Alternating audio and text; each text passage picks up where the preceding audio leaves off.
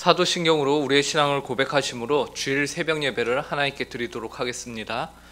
전능하사 천지를 만드신 하나님 아버지를 내가 믿사오며 그 외아들 우리 주 예수 그리스도를 믿사오니 이는 성령으로 잉태하사 동정녀 마리아에게 나시고 본디오 빌라도에게 고난을 받으사 십자가에 못 박혀 죽으시고 장사한 지 사흘 만에 죽은 자 가운데서 다시 살아나시며 하늘에 오르사 전능하신 하나님 우편에 앉아 계시다가 저리로서 산 자와 죽은 자를 심판하러 오시리라. 성령을 믿사오며 거룩한 공회와 성도가 서로 교통하는 것과 죄를 사하여 주시는 것과 몸이 다시 사는 것과 영원히 사는 것을 믿사옵나이다. 아멘. 이 시간 찬송가 337장 내 모든 시험 무거운 짐을 함께 찬송하도록 하겠습니다. 찬송가 337장입니다. 이전 찬송가는 363장입니다. 함께 찬송하도록 하겠습니다.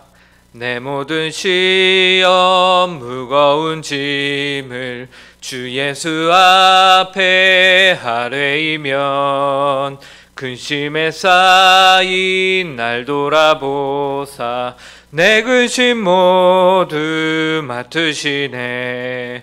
무거운 짐을 나 홀로 지고 견디다 못해 쓰러질 때 불쌍히 여겨 구원해 주리. 은혜의 주님 오직 예수. 내 모든 괴로움 닥치는 환난 주 예수 앞에 아뢰이면 주께서 친히 날 구해 주사 넓으신 사랑 베푸시네. 무거운 짐을 나 홀로 지고 견디다 못해 쓰러질 때 불쌍히 여겨 구원해 주리. 은혜의 주님 오직 예수. 내 짐이 점점 무거워질 때 주 예수 앞에 아뢰이면 주께서 친히 날 구해 주사 내 대신 짐을 져주시네. 무거운 짐을 나 홀로 지고 견디다 못해 쓰러질 때 불쌍히 여겨 구원해 주리. 은혜의 주님 오직 예수. 마음의 시험 무거운 죄를 주 예수 앞에 아뢰이면 예수는 나의 능력이 되사 세상을 이길 힘주시네. 무거운 짐을 나 홀로 지고 견디다 못해 쓰러질 때 불쌍히 여겨 구원해 주리. 은혜의 주님 오직 예수. 함께 기도하도록 하겠습니다. 사랑과 은혜가 풍성하신 하나님, 오늘도 저희가 주님 앞에 나와 이렇게 하루의 첫 시간을 주님께 기도함으로 시작합니다. 저희를 너무나도 사랑하시고 저희의 선한 목자가 되시는 주님, 오늘 하루도 온전히 하나님의 음성을 들으며 하나님의 말씀에 순종하는 저희의 하루가 되게 하여 주시옵소서. 특별히 하나님 아버지 새해 첫 번째 주일을 맞이하며 저희가 이제 예배도 함께 드릴 터인데 그 시간 또한 하나님께서 한량없는 은혜로 함께하사 저희가 온전히 하나님을 사랑하며 하나님과 동행하는 저희 모든 성도들의 삶이 될 수 있도록 오늘 이 시간을 축복하여 주시옵소서. 하나님 아버지, 이 하루의 첫 시간을 주님 앞에 무릎 꿇고 기도하는 그 가운데 하나님을 더욱더 사랑하며 하나님의 마음을 더욱더 우리 가슴에 새겨서 이 말씀을 통하여서 저희가 어떻게 살아야 하는지를 다시금 생각하며 고민하는 하루가 되게 하여 주시옵소서. 감사하며 이 모든 말씀 예수님의 이름으로 기도드립니다. 오늘 우리에게 주신 하나님의 말씀은 구약성경 시편 69편 30절부터 36절까지의 말씀입니다. 구약성경 시편 69편 30절부터 36절까지의 말씀입니다. 제가 가진 성경으로는 구약 852페이지입니다. 네, 제가 하나님의 말씀을 읽도록 하겠습니다. 내가 노래로 하나님의 이름을 찬송하며 감사함으로 하나님을 위대하시다 하리니 이것이 소 곧 뿔과 굽이 있는 황소를 드림보다 여호와를 더욱 기쁘시게 함이 될 것이라. 공고한 자가 이를 보고 기뻐하나니 하나님을 찾는 너희들아 너희 마음을 소생하게 할지어다. 여호와는 궁핍한 자의 소리를 들으시며 자기로 말미암아 갇힌 자를 멸시하지 아니하시나니 천지가 그를 찬송할 것이요 바다와 그 중에 모든 생물도 그리할지로다. 하나님이 시온을 구원하시고 유다 성읍들을 건설하시리니 무리가 거기에 살며 소유를 삼으리로다. 그의 종들의 후손이 또한 이를 상속하고 그의 이름을 사랑하는 자가 그 중에 살리로다. 아멘. 오늘 우리가 읽은 본문은 성도가 하나님께 드리는 진정한 찬양이란 무엇인가에 대한 대답을 주는 본문입니다. 진정한 찬양이란 무엇인가? 성도 여러분, 찬양이라 함은 우리가 잘 알듯이 성도의 삶에 있어서 가장 중요한 부분이죠. 그러면서 가장 기본이 되는 행위입니다. 웨스트민스터 소요리 문답 1문에서도요, 인생의 가장 우선되는 목적이 무엇이냐라고 하였을 때에 하나님을 영화롭게 하는 것이다 라고 말하고 있음을 우리가 너무나도 잘 알고 있죠. 이처럼 하나님을 영화롭게 하는 것, 하나님께 찬양을 올려드리는 것, 이것이 오늘 본문의 시편 기자가 아주 분명하게 나도 이렇게 하겠다라고 고백하고 있는 부분이에요. 그래서 30절 말씀을 보시면요, 내가 노래로 하나님의 이름을 찬송하며 감사함으로 하나님을 위대하시다 하리니, 이처럼 시편 기자는 자신이 하나님의 이름을 찬송하며 감사함으로 그분을 위대하다라고 높이겠다라고 말하고 있죠. 하지만 시편 69편의 내용을 보시면요, 시편 기자가 지금 말한 것처럼 하나님의 이름을 찬송하겠다 혹은 감사함으로 하나님의 위대함을 내가 높이겠다라고 하는 이 고백이 결코 쉬운 형편에서 나온 말이 아님을 우리가 알게 됩니다. 시편 69편을 보면은 지금 시편 저자가 처해 있는 상황이 결코 감사도 아니며 입에서 찬양이 절로 나오는 상황도 아니기 때문에 그래요. 오히려 하나님을 향한 열심으로 인하여서 시편 기자는 지금 큰 환난 가운데 빠져 있습니다. 그 결과 주변에는 그를 돕는 자들이 아무도 없어요. 오히려 원수들에게 둘러싸여 있는 형편이기 때문이죠. 그래서 오늘 본문 바로 앞절인 29절만 봐도요, 시편 기자가 이렇게 고백합니다. 오직 나는 가난하고 슬프오니 하나님이여 주의 구원으로 나를 높이소서. 하나님께 구원을 간구해야 하는 형편에 있는, 너무나도 하던 일이 잘 돼서 하나님 감사합니다라고 고백하는 것이 아니라 나를 구원해 주십시오라고 간구해야 하는 형편 가운데 지금 시편 기자가 있습니다. 이처럼 아주 시편 기자가 어려운 가운데 있기 때문에 그가 좀 전에 30절에서 고백하였던 것과 같이 하나님을 높이겠다, 하나님을 찬양하겠다, 이것이 결코 쉬운 것이 아닙니다. 가난하고 슬픔 가운데 있는 상황, 큰 물과 같은 어려움이 그를 둘러싸고 있는 상황 속에서 시편 저자가 오늘 우리에게 전하고 있는 고백은요, 30절은 내가 노래로 하나님의 이름을 찬송하며 감사함으로 하나님을 위대하시다 하리니라는 고백은요, 결코 쉬운 결정에서 나온 것이 아니다라는 것이죠. 그런데 우리에게 또한 이러한 어려운 상황 속에서 시편 기자가 말하는 이 다짐과 찬송이요, 한편으로는 오늘 우리에게 진정한 찬송이 무엇인가를 말해주고 있다라는 것이 역설이죠. 진정한 찬송은 무엇입니까?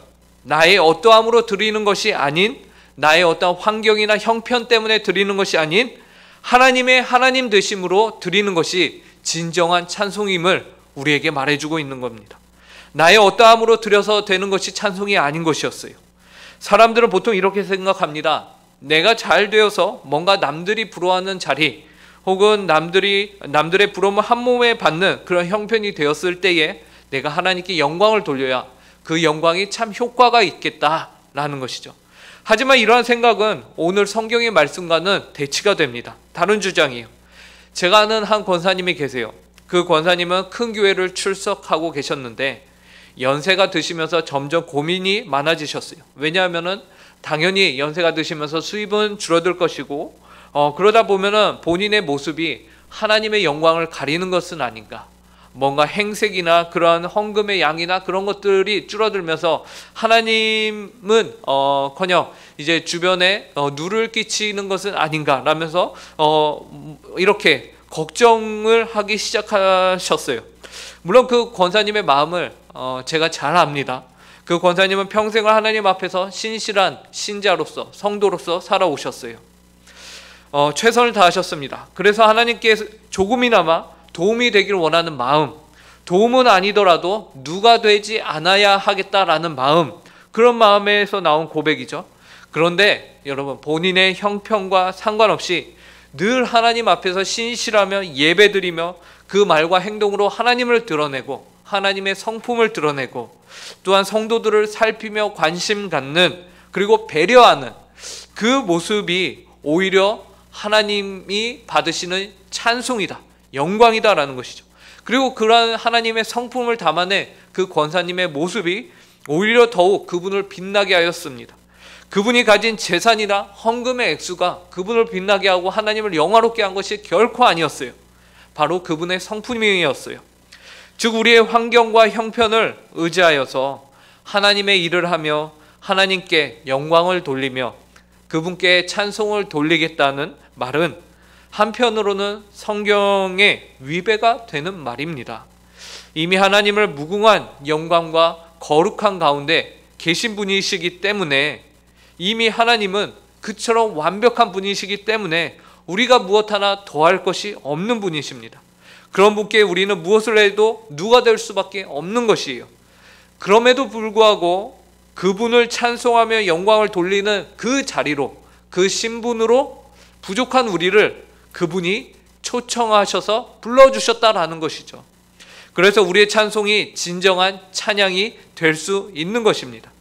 그리고 이러한 찬송이 황소를 드리는 제사보다 더 하나님을 기쁘게 하는 것이다라고 오늘 시편 기자는 31절에서 말하고 있습니다. 이것이 소 곧 뿔과 굽이 있는 황소를 드림보다 여호와를 더욱 기쁘시게 함이 될 것이라. 아멘. 이처럼 우리의 어떠함으로 하나님이 기뻐하시는 찬송을 드릴 수 있다는 것은 하나님의 은혜입니다. 우리의 어떠함이 아닌 하나님을 찬송할 수 있다는 것은 참으로 하나님의 은혜예요. 왜냐하면 나의 나됨이 아닌 하나님의 하나님됨으로 찬송할 수 있는 것은요, 하나님께서 선택받은 신자라면 누구나 그렇게 할 수 있기 때문입니다. 우리에게 그런 자격을 하나님이 우리를 택하셔서 주셨기 때문에 우리에게 가능케 된 것이, 그러므로 시편 기자는 진정한 찬양의 모습을 가지고서 공고한 자가 이를 보고 기뻐한다라고 고백까지 해요. 본문 32절을 보시기 바랍니다. 공고한 자가 이를 보고 기뻐하나니 하나님을 찾는 너희들아 너희 마음을 소생하게 할지어다. 시편 기자는 공고한 자, 곧 세상적으로 자랑할 것이 없고 내세울 것이 없는 자들이 하나님을 찬양하며 심지어 황소를 드리는 것보다 더 하나님을 기쁘게 제사할 수 있게 되었다라고 선포하고 있는 것이죠. 그 감격을 이 시편 기자가 지금 누리고 있는 것이죠. 그리고는 하나님을 찾는 자들의 마음이 이제 더 이상 나의 나됨으로 하나님을 예배하지 않아도 된다는 사실에 기뻐하고, 그 마음이 어떻게 된다고 합니까? 마음을 소생하게 할지어다 라고 말하고 있어요. 다시 살아난다는 것이죠. 성도 여러분, 하나님께 드리는 찬양은 내가 잘나서 하는 것이 아닙니다. 아까 말씀드렸던 염려가 많던 권사님의 걱정은 기우였어요. 쓸데없는 고민이었다는 거죠.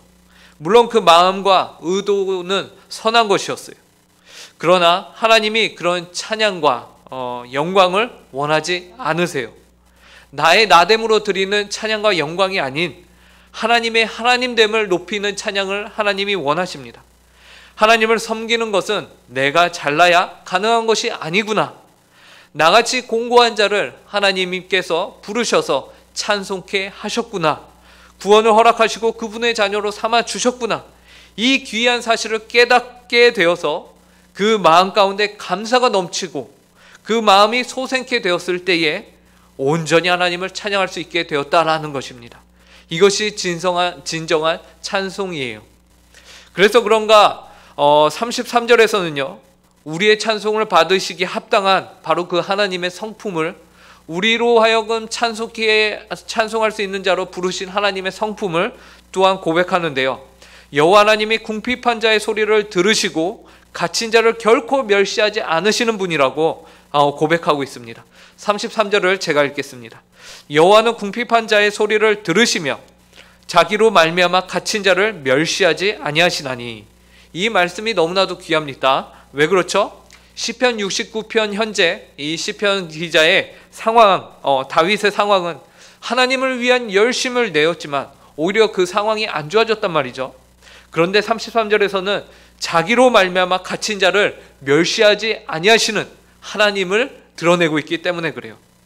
하나님으로 말미암아 핍박과 고난을 당하는 이를 결코 하나님이 그대로 멸시하지 않으신다고 말해요.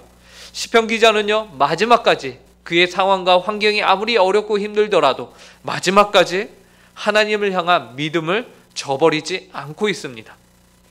비록 내 목이 쉬어도 응답하지 않으셨던 하나님, 내 눈이 쇠하도록 찾아도 보이지 않던 그 하나님, 그러나 그분이 결코 그분으로 말미암아 갇힌 자를 멸시하지 않을 것이라는 이 강한 믿음을 가진 것이 결국에는 찬송으로 승화가 되어서 하나님을 고백하게 된다라는 것이죠. 우리는 비록 시편 저자와 같이 비난과 비방과 마음이 상하게 되는 여러 가지 어려운 가운데서도 하나님을 바라보며 하나님을 찬송하는 일을 멈추지 말아야 할 것입니다. 왜 그렇습니까? 하나님께서는 우리의 어려움과 환난 가운데서 그분을 찾고 그분을 찬양하며 찬송하며 그분의 위대하심을 드러내며 하나님께 감사하고자 하는 성도를 하나님이 결코 포기하지 않으시고, 또한 우리가 그 어려운 환경 가운데서 드리는 찬송과 찬양이 어떠한 황소를 드리는 것보다 더 하나님을 기쁘시게 하는 찬송이기 때문에 그렇습니다. 그리고 결국에는 세상 만물이 이러한 하나님을 찬양하는 것들로 가득하게 된다라고 말하고 있어요. 본문 34절부터 36절입니다. 천지가 그를 찬송할 것이요 바다와 그 중에 모든 생물로 그리할지로다. 하나님이 시온을 구원하시고 유다 성읍들을 건설하시리니 무리가 거기에 살며 소유를 삼으리로다. 그의 종들의 후손이 또한 이를 상속하고 그의 이름을 사랑하는 자가 그 중에 살리로다. 천지가 다 여호와 하나님을 찬양한다 라고 말하고 있습니다. 그 안에 생물들도 모두 하나님을 찬양한다라고 해요. 그리고 하나님이 그분의 시온 유다 성읍을 건설하시고 거기에 주의 백성들을 부르셔서 살게 하신다라고 하세요. 그리고 그의 이름을 사랑하는 자가 그 중에서 살고 그래서 그들로 하여금 영원히 계속해서 하나님이 영광을 받으며 그들은 하나님의 영광 가운데 거하며 풍족한 삶을 그 자손 대대로 누리게 될 것을 말씀하고 있습니다. 여러분, 시편 69편이 어떠한 구절로 시작했는지 기억하십니까? 시편 69편은 하나님 찾아도 응답이 없으시는 하나님, 자신의 그 공고한 큰 물에 휩싸여서 힘들어서 죽을 것 같은 그 상황 가운데서 결국 하나님을 찬송하는 것으로 끝납니다. 그 사이에, 시작과 끝 사이에 어떠한 일이 있었습니까? 힘듦과 어려움의 환경이 있었죠. 그러나 그 모든 것들을 뚫고 하나님의 찬송만이 결국에는 남게 되는 것입니다. 바라기는 바로 그 안에 바로 하나님께서 만드신 그 영광스러운 장소 안에 성도님들이 계시길 간절히 바랍니다.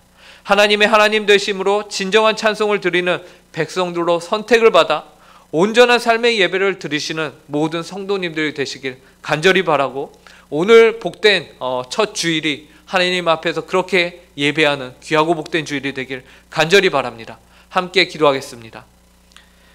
하나님 아버지, 감사합니다. 저희가 마땅히 이 세상을 살면서 해야 하는 것은 바로 하나님의 이름을 높이며 하나님을 찬송하는 일임을 고백합니다.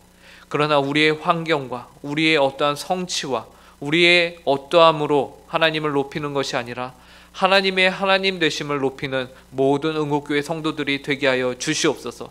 나의 나됨이 아닌 주님의 주님 되심으로 저희가 온전히 하나님께 순종함으로, 그리고 하나님께서 하신 일들을 기뻐하며 감사함으로 혹은 환경이 어렵다 하면은 그 안에 기대함으로 믿음을 가지고서 끝까지 하나님을 찬송하는 귀한 응곡의 식구들이 되게 하여 주시옵소서. 하나님, 오늘은 특별히 새해 첫 주일 예배로 하나님께 드립니다. 하나님 아버지, 그 예배하는 모든 가정 가운데 하나님의 한량없는 복이 있게 하여 주시고, 하나님 아버지, 올해는 속히 코로나19 바이러스가 빨리 종식이 되어서 하나님 아버지 모여서 함께 교제하며 한 하나님을 한 장소에서 성도가 함께 예배하는 그런 복된 일들이 이루어질 수 있도록 은혜를 허락하여 주시옵소서. 감사하며 이 모든 말씀 예수님의 이름으로 기도드립니다. 아멘. 하늘에 계신 우리 아버지여, 이름이 거룩히 여김을 받으시오며 나라의 임하옵시며 뜻이 하늘에서 이루어진 것 같이 땅에서도 이루어지이다. 오늘날 우리에게 일용할 양식을 주옵시고 우리가 우리에게 죄 지은 자를 사하여 준 것 같이 우리 죄를 사하여 주옵시고 우리를 시험에 들게 하지 마옵시고 다만 악에서 구하옵소서. 대개 나라와 권세와 영광이 아버지께 영원히 있사옵나이다. 아멘.